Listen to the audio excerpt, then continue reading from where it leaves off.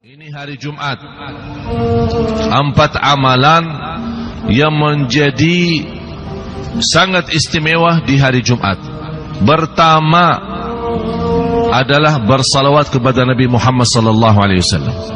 Karena Rasulullah SAW menginginkan dan mempesan kepada kita, barbanya akthiru alayya minas salati yawmal jum'ah.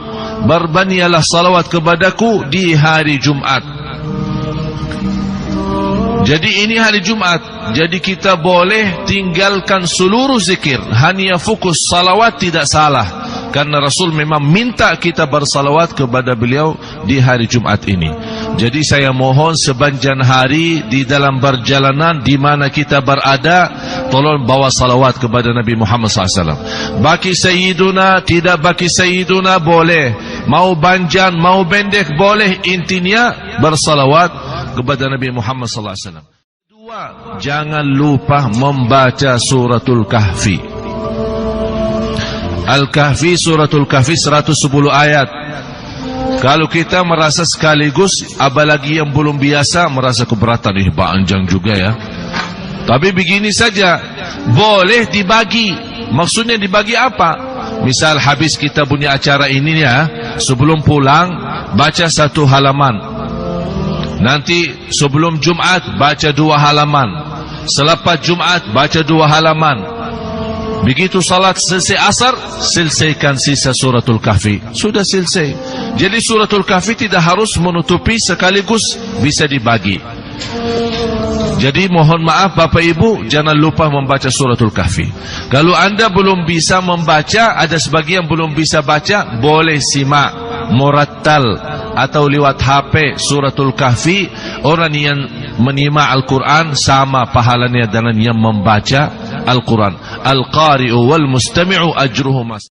Yang ketiga adalah doa.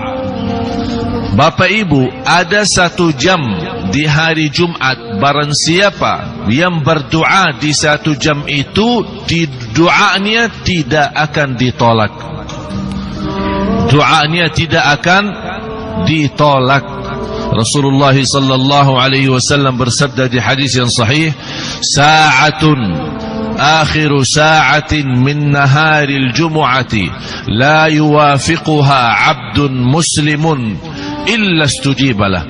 Ada 1 jam dalam hari Jumat itu, barang siapa yang dapat berdoa di 1 jam itu akan mendapatkan diijabah doanya, tidak ditolak Allah SWT doanya.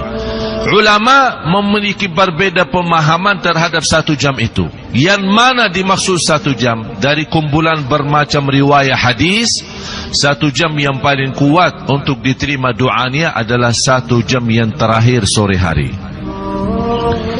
Kira-kira sebelum maghrib 1 jam, berarti kita sudah bisa mendapatkan doa. Silahkan berdoa. Saya subhanallah bangga kalau waktu di Madinah saya melihat ulama kita, para guru, para orang salih yang ada di Masjid Nabawi. Begitu mereka kalau lagi belajar ilmu atau lagi berbicara agama, begitu sudah tinggal tersisa 1 jam sebelum maghrib, semua tinggalin kerjaan. Kenapa? Masing-masing sibuk berdoa. Oleh karena itu istimewa, jangan sampai tertinggal. Yang terakhir, yang keempat adalah bersedekah di subuh hari. Kenapa saya berkata bersedekah di subuh hari? Apalagi habis kita sama-sama laksanakan salat berjamaah. Kalau kita perhatiin, banyak di dalam Al-Quran Allah menikatkan infak, sedekah dan salat. Contohnya, alladzina yuqimuna as-salata wa mimma razaqnahum yunfiqun alladzina yuqimuna as-salata wa yu'tuna az-zakah innal ladzina yatluna kitaballahi wa aqamus salata wa anfaqu mimma razaqnahum. Jadi banyak ayat Allah menikatkan infak, sedekah dan salat. Saya mengambil pelajaran, salah satu cara Allah subhanahu wa ta'ala memurahkan rezeki seorang, mendatangkan rezeki dengan cara yang istimewa, menjaga sedekah setiap salat. Apalagi di subuh hari. Kenapa saya bertambah di subuh hari?